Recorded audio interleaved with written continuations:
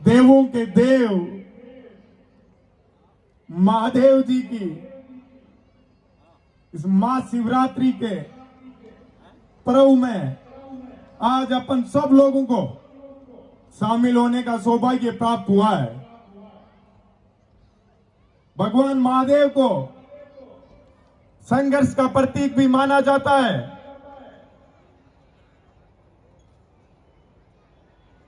आज अपन उन सभी देवी देवताओं की पूजा करते हैं जिन्होंने समाज में बुराइयां खत्म करने का कार्य किया। भगवान महादेव तो वो भगवान है जिन्होंने कई अवतार लेके समाज के अंदर बुराइयों को खत्म करने का कार्य किया। महाराष्ट्र के अंदर इस पूर्णा की धरती पे राजस्थान के तपते हुए धोरू से आप लोग यहाँ आए, खून पसीना बहाके आज यहाँ के उद्योग धंधों में विकास में आप लोगों ने अपना अहम योगदान दिया है। यहाँ के लोगों को, यहाँ की धरती को अपनी मातृभूमि मानते हुए, यहाँ के लोगों को अपना परिवार मानते हुए आप लोगों ने सेवा किए, उद्योग धंधे करके इस बेरोजगारी के जमाने में सैकड़ों लोगों को रोजगार देने का कार्य किया है। ये संपूर्ण मारवाड़ के लिए बड़ी खुशी की बात है कि आज जाट समाज के लोग मिलके इतना बड़ा आयोजन कर रहे हैं। अपन लोगों को भी सीखना चाहिए कि जिस प्रकार से भगवान महादेव ने जब समुद्र मंथन हुआ था और जब बात आई थी जहर पीने की, तो सबने अपने पांव पीछे कर लिए। भगवान महादेव ने खुशी खुशी उस जहर को पी लिया। किसके लिए? इस धरती की रक्षा करने के लिए, देवी देवताओं की रक्षा करने के लिए। तो अपन लोगों को भी तैयार रहना चाहिए कि जब अपन बड़ी अपनी मंजिल की ओर बढ़ते हैं तो रास्ते में कई प्रकार के संघर्ष करने पड़ते हैं, कई प्रकार के षड्यंत्र का अपन लोगों को शिकार होना पड़ता है। लेकिन आगे बढ़ना है तो जहर के घूंट तो आप लोगों को पीना ही पड़ेंगे। तो संघर्ष से कभी हार नहीं माननी चाहिए, संघर्ष मजबूती से करना चाहिए। राजस्थान से सैकड़ों किलोमीटर आप लोग यहां महाराजा छत्रपति शिवाजी की धरती पे आके मजबूती से उद्योग धंधे किए हैं, समाज में नई मिसाल पेश की है। जिस प्रकार से महाराजा छत्रपति शिवाजी अपनी मातृभूमि से प्रेम करते थे, आप लोगों को भी ठानना चाहिए। जिस गांव, जिस ढाणी से आप लोग आते हो, उस गांव ढाणी को भूलना नहीं है। यहां आके बड़े उद्योगपति तो आप लोग बन रहे हो, लेकिन कितने उन गरीबी रेखा से नीचे आने वाले लोगों को ऊपर उठाते हो? जो उन गांवों के अंदर आपके रिश्तेदार हैं, आपके परिवार वाले हैं। भारत देश की स्थिति दिनों दिन पिछड़ती जा रही है। यदि उसका सुधार करना है तो अपन लोगों को, सबको मिलके ये बात तय करनी पड़ेगी कि प्रत्येक व्यक्ति को गरीबी रेखा से निकाल के बड़ी मंजिल की ओर लेके जाना है। अपनी उपलब्धियां थोड़ी कम हो जाएगी, लेकिन यदि संपूर्ण समाज विकास करेगा तो अपना देश और प्रदेश विकसित होगा। ये जो स्थिति आज दिनों दिन पिछड़ती जा रही है, वो बढ़ती चली जाएगी। क्या आप लोग ये अपना महत्वपूर्ण योगदान दोगे? दोगे कि नहीं दोगे? जोर से आवाज आनी चाहिए, राजस्थान तक ये आप लोगों की आवाज जानी चाहिए कि हाँ, महत्वपूर्ण योगदान मजबूती से देंगे। योगदान दोगे? माताएं बहनें भी यहां बैठी है, राजस्थान से अपने प्रदेश गांव ढाणी को छोड़ के इस प्रदेश के अंदर अपने परिवार को पाल रहे हैं। उन तपते हुए दौरों से आप लोग यहाँ आए हो। आप लोगों के माता पिता के सपने आपसे जुड़े हुए हैं कि वो साइकिल पे घूमते हैं, लेकिन अपने बच्चों को इस काबिल बनाने कि हवाई जहाज में सफर करे, बड़ी गाड़ियां लाए। तो उन लोगों का भी अपन सबको ध्यान रखना है मजबूती से। माता पिता भगवान का रूप है। आज ये कलयुग का जमाना है। गांव ढाणियों से लोग जाते हैं, बड़े उद्योगपति बन जाते हैं। जो माता पिता इस दुनिया के अंदर आप लोगों को, हम लोगों को लेके आते हैं, इस कलयुग के अंदर कई लोग उन माता पिता का मूल्य भूलते जा रहे हैं।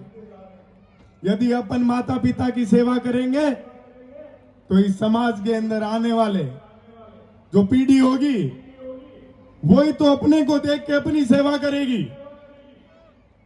किसान परिवार के लोग संघर्ष से भली भांति वाकिफ होते हैं। किसान परिवार से आने वाले लोगों के संघर्ष खून में होता है। तो अपन लोगों के यदि संघर्ष खून में है तो अपने को आज जरूरत किस चीज की है? अपनी ताकत को जगाने की। लोकतंत्र के अंदर जनता भगवान का रूप होती है। तो अपन सरकारें आती है, सरकारें चुनी जाती है। अपन लोगों को सोचना समझना चाहिए कि सरकारें किस प्रकार की होनी चाहिए। आम जन के लिए, कमजोर वर्ग के लोगों के लिए जो सरकार कार्य करती है उसको अपन लोगों को लंबा चलाना है। मजबूत व्यक्ति तो अपने हक की लड़ाई खुद ही लड़ लेगा। जरूरत किसको है आज के समय में? समाज के अंदर उन लोगों को जरूरत है जो गरीबी रेखा से नीचे आते हैं, जो मजदूर है, कमजोर वर्ग से आते हैं। उन लोगों को मजबूत करने का कार्य करना है। आज इस कार्यक्रम से, शिवाजी महाराज की धरती से अपन लोगों को आज सौगंध खानी चाहिए। संपूर्ण युवा शक्ति को ठानना चाहिए कि अपन अपने गांव के, प्रदेश के, देश के उस युवा पीढ़ी को आगे लाने का प्रयास करेंगे जो बेरोजगारी से पीड़ित है। उनको रोजगार देने का कार्य करना है। यदि देश के अंदर रोजगार मजबूत स्थिति पे रहेगा तो देश की हालात बड़ी अच्छी दिशा में जाएगी। मेरा तो ये भी मानना है कि अपन दिन प्रतिदिन यदि संघर्ष करके मजबूत मंजिल की ओर आगे बढ़ेंगे तो कोई माई का लाल पैदा नहीं हुआ जो अपने देश को कमजोर कर दे। ये बात अपन लोगों के जहन में होनी चाहिए। भगवान शिव संघर्ष का प्रतीक थे। समाज में उन्होंने बुराइयां खत्म करने का कार्य किया। उसी प्रकार से अपन लोगों को भी ठानना है कि नकारात्मकता खत्म करनी है और सकारात्मकता की ओर बढ़ना है मजबूती से। एक चीज हमेशा आप लोगों को भी ठाननी पड़ेगी कि उन भाई बहनों को आगे लाना है जो शिक्षा से वंचित रह रहे हैं। आज भी इस सदी के अंदर भी शिक्षा से कोई वंचित नहीं रहना चाहिए। आज अपन लोगों के पास संसाधन और साधन तो खूब है, लेकिन उनका उचित दिशा में उपयोग नहीं हो पा रहा है। इसलिए ये बात ठानने की जरूरत है कि उन गरीब परिवारों से आने वाले भाई बहनों को अपन लोगों को अच्छा पढ़ाना लिखाना है, शिक्षा का आधार मजबूत करना है। यदि वो लोग शिक्षित होंगे तो अपना रोजगार पैदा कर लेंगे। मैं तो खुद एक छोटे से गांव से आया था, एक किसान परिवार से राजस्थान की राजधानी में पढ़ने लिखने के लिए आया था। जब मैंने वहां मजबूत और पीड़ित स्टूडेंट्स को देखा तो मैंने ठान लिया था कि इन गांव ढाणी से आने वाले मेरे भाइयों बहनों को कभी कमजोर नहीं पड़ने दूंगा। इनकी आवाज को हमेशा बुलंद करने का कार्य करूंगा। तो कोविड काल जैसी महामारी के समय में भी मैं उन लोगों के लिए मजबूती से खड़ा रहा, पूरी ताकत लगाई कि किसी भी भाई बहन को यदि मेरी कहीं भी किसी भी समय किसी भी जगह यदि जरूरत पड़ रही है तो मैं उनकी आवाज बुलंद करूंगा हमेशा। और मैंने की। तो उसका परिणाम ये रहा कि जब मैं चुनाव लड़ रहा था तो किसी संगठन का या किसी बड़े राजतंत्र का सदस्य नहीं था मैं। मेरी लड़ाई आम किसान परिवार के मेरे साथी मजबूती से लड़ रहे थे। तो जब व्यक्ति ईमानदारी से मजबूती से कार्य करता है तो जनता आशीर्वाद देती है। मैं जयपुर से सैकड़ों किलोमीटर दूर चल के आया, फिर भी आज यहाँ की युवा शक्ति ने, भाइयों बहनों ने, बड़े बुजुर्गों ने मुझे पूरी ताकत से आशीर्वाद दिया। मुझे खुशी होती है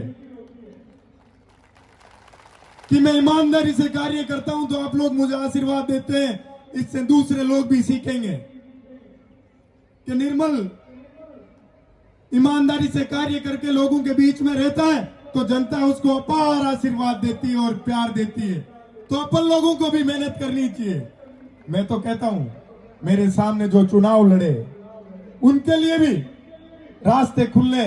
आइए मेरे साथ मिलकर मजबूती से छात्र शक्ति के लिए कार्य कीजिए, क्योंकि अपने को इस देश के लिए जीना है, इस देश के सुनहरे भविष्य के लिए जीना है।